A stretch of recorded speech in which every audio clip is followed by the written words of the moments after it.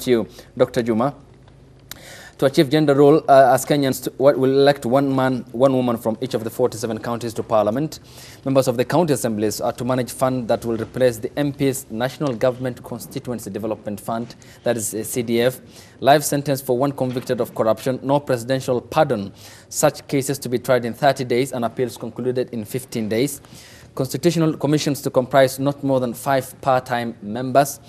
And everyone aged between aged 18 with national identity card deemed as a registered voter. This will save Kenyans, or Kenya, 29 billion Kenya shillings spent on voter registration exercise. Franklin did mention that before we went on break. And the governor to nominate a deputy from the county executive officers, and by-election to be held if the governor dies or leaves office. It appears that he has crafted this very well in the essence that he does want to entice the county assemblies, which are now the bedrock of the devolved system of governance in the country. How will this fundamentally make him capitulate on the available political spaces and vacuum in the country? And in essence, has he watered down the BBI report? Definitely, because the initial call for referendum was emanating from BBI, and it was the tempo they had set. But the questions that he's bringing on the table, are they holding water, or are they still things that were provided for constitutionally and the people refused with the impunity to implement? Because we've seen adamant defiance to follow constitution with impunity. We've seen, remember when we were going for, there was an appeal to challenge the 26th election, and all of a sudden judges were not there. That was before the repeat poll. Yes, yes. Chief Justice was all by himself. Now, would that, whether you provide a law, would you force a judge to go and sit? Of course not. So all these elements, when we talk about constitutionalism, Ayub, Kenya has gone through a lot. Kenya has fought the colonial era. Kenya managed to fight the one single government party dictatorial regime. We all fought to bring in democracy. In 2010, we all fought to bring in what? Constitutional change. As we talk, I think it's only a fool who does the same thing, the same way, expecting a different result. Are you, Doc? All right. We ought to have been focusing not on the constitutional dispensation or another constitutional reform. As we build on this, we are way affected economically. We are far behind, even with our equals. They've been comparing with Singapore and all these other countries. Yeah. What are we to do right now? Because look at the students graduates who are graduating annually. Look at the economic environment. What actually is the need of a Kenyan? Right now, if you tell somebody about a constitution, how beneficial will it be to a Kenyan citizen if it won't bring the bread on the table? Okay. So this is, to me, as BBI was a political outfit set to revamp certain political agenda for specific persons, Punguza Mzigo also is a counter-political outfit for certain political, which individuals who are also seeking political relevance for purposes of winning election. Yet, they're doing all this at the expense of the citizen. And this is why Justice and Freedom Party, we would sit back and call for the interest of the citizen first. Because all this ullabaloo that we're taking the citizen through, the constitutional dispensation and the constitutional review, we ought to have exhausted these things in 2010. Fair enough, even if we were to talk about constitutionalism and constitution, you can't just have a perfect constitution. Okay. When we're talking about a constitution, Doc, and constitutionalism, we always acknowledge the fact that it is dynamic.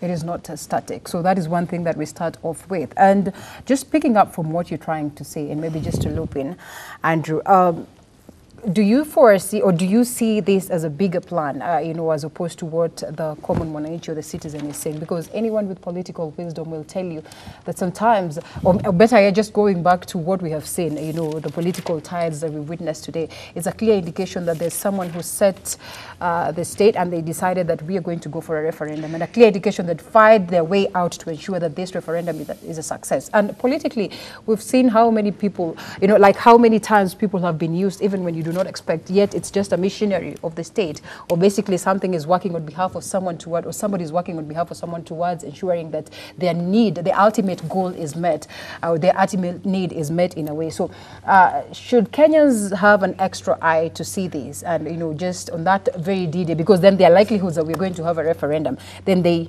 probably surprise this particular individual. See, Linda, what you're doing is you're questioning the goodwill of the people we see, the people we know, who we see on TV or we see on the news. But you're making a very valid point about, is there goodwill on the part of the political class to actually move forward for the benefit of 45 to 50 million people who live in Kenya? You know, the thing about the 2010 Constitution is that I contributed to the Committee of Experts in November, December of 2009 on issues that were of concern to me. For example, the freehold title deeds, 65(1) of the Constitution, which revoked freehold title deeds held by non-citizens, leaving them in the possession of citizens. Non-citizens could not vote in the referendum, but citizens could.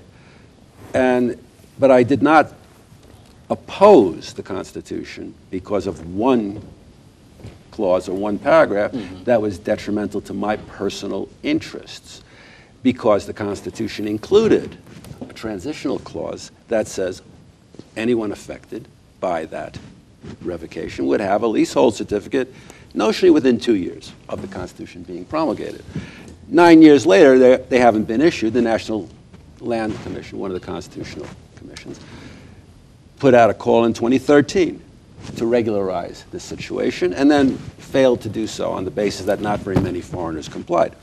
The Constitution of 2010 has a lot of, I think, is overly prescriptive. It's not like the U.S. Constitution, with which I'm very familiar, which I studied at New York Law School with constitutional law classes.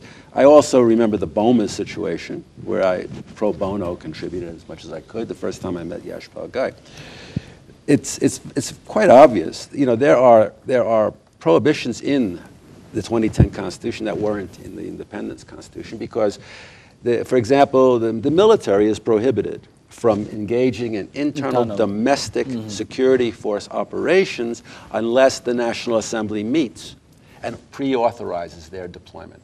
Now, that has never been done in accordance with the Constitution. This has nothing to do with chemical spills or natural disasters, where you would expect the military, with its engineering capacity, its transport capacity, its organization, to step in disaster management, to basically back up the county authorities or civil authorities. No, we are looking at a situation where the Constitution specifically says no internal deployments of the military for domestic security force operations.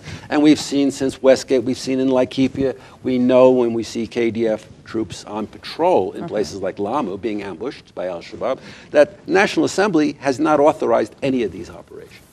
And they don't seem to have any interest in complying with the Constitution. By opening up all of we haven't seen the BBI task force recommendations, where everything's operating on rumor.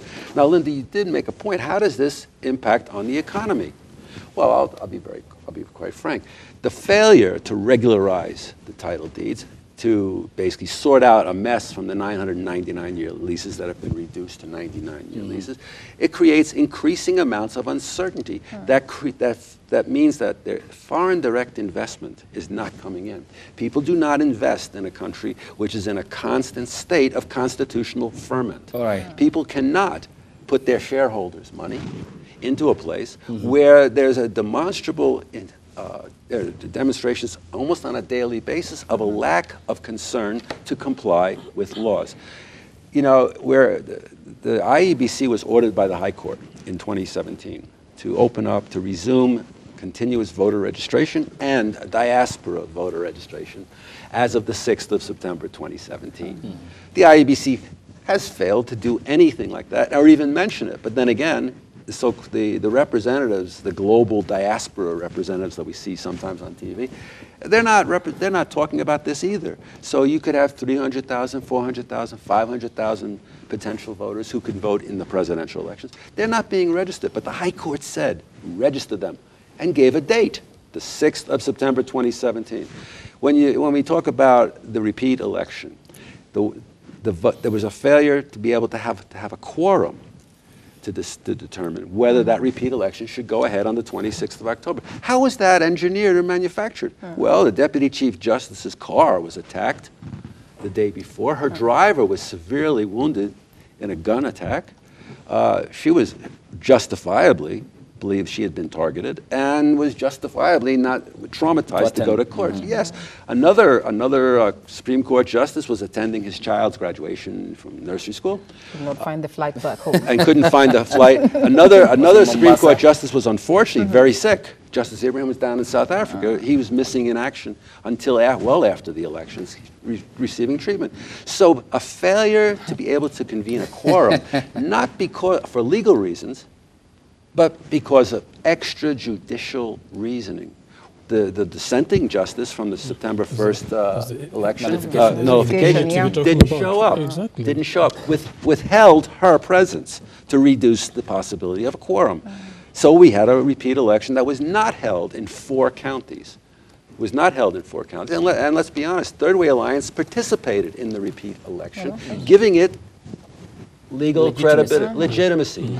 Now, sitting here as somebody, a lawyer, former Marine Corps officer, an oxygen-breathing human being, this kind of uncertainty is not good for anyone. Is there a case of double-standardness then? In the medium term here, because all about the crafting process and what is entailed in the proposal is all about one that will fancy with regards to the bread and butter and the issues that absolutely. It's so well written that from a populist point of view, who is not going to want to approve reducing the costs of national government? From a constitutional point of view, if you believe that the 14 devolved functions, that the Constitution, that devolution is an important aspect of this country's future, who is going to oppose strengthening devolution? Well,